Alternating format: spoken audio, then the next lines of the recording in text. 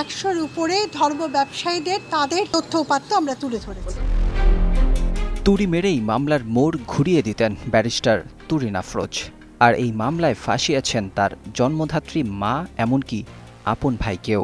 ৭১-এর ঘাতক দালাল নির্মূল কমিটি ঘাদানিকের নেত্রী তুরিন আফরোজ ছিলেন হাসিনার অন্যতম হাতিয়ার। ২০১৩ সালে শেখ হাসিনা তাকে আন্তর্জাতিক অপরাধ ট্রাইব্যুনালের সিনিয়র প্রসিকিউটর হিসেবে নিয়োগ দেন। তারপর থেকেই একের পর এক মিথ্যা মামলার ভেলকি দেখিয়ে ফাঁসিয়েছেন বিএনপি জামাতের শীর্ষ নেতাদের। ঘাদানিকের এই নেত্রী পৈতৃক সম্পত্তি একা ভোগ দখল করতে জন্মধাত্রী মায়ের বিরুদ্ধেও মামলা করেন। একই মায়ের পেটের ভাইকে দেখিয়েছেন হাইকোর্ট। জালিয়াতির মাধ্যমে দলিল সৃষ্টি করে পৈতৃক বাড়ি নিয়ে নেন একক দখলে। মা এবং ভাইকে সেই বাড়ি থেকে তাড়িয়ে দেন, আর কখনোই ঢুকতে দেননি সেই বাড়িতে। শুধু তাই নয়, মায়ের গায়ে হাত তোলার মতো অভিযোগ রয়েছে তার বিরুদ্ধে। ব্যারিস্টার তুরিন আফরোজ আন্তর্জাতিক অপরাধ ট্রাইব্যুনালের সিনিয়র প্রসিকিউটর হিসেবে নিয়োগ পাওয়ার পর থেকেই নিজেই হয়ে ওঠেন অপরাধের পাহাড়। ট্রাইব্যুনালের প্রসিকিউটর পরিচয় দিয়ে তিনি বিভিন্ন প্রথিতযশা ব্যক্তিদের ব্ল্যাকমেইল করতেন। বিভিন্ন শিল্প পরিবারের কর্ণধারকে ৭১-এ যুদ্ধ অপরাধের দায়ে অভিযুক্ত করার ভয় দেখিয়ে কোটি কোটি টাকা হাতিয়ে নিতেন।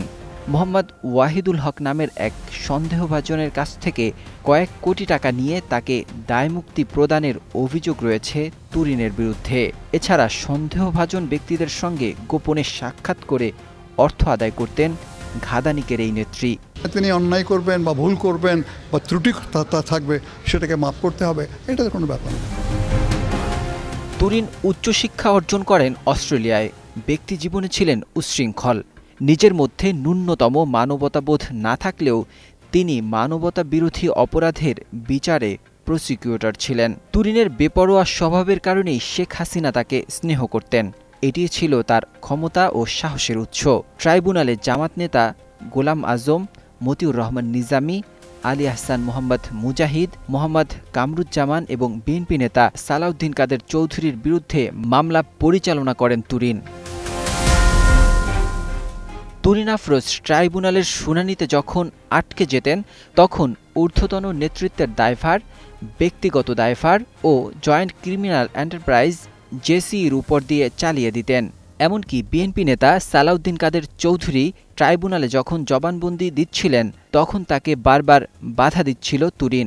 তখন সালাউদ্দিন কাদের চৌধুরী বলেছিলেন, আপনারা সময়ের হিসাব করছেন আর আমি হিসাব করছি জীবনের। তিনি আরও বলেছিলেন, সত্য এমন এক গাভী যা প্রসিকিউশনকে দুধ দেয়নি, যে কারণে তারা ষাঁড়ের কাছে গেছে দুধের জন্য। ঠিক তুরিন আফরোজ ষাঁড়ের কাছে গিয়েছিলেন।